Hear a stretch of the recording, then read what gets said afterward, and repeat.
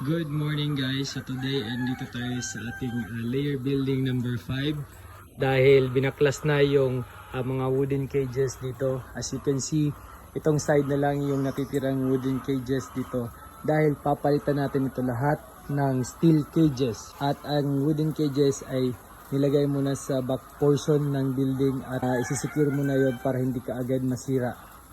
So itong building na ito guys ay hindi na talaga safe para sa ating mga poultry boys na nag-work dito at the same time sa ating mga manok. Isisecure din natin yung mga PVC pipes na pinaglalagyan ng mga nipple drinkers.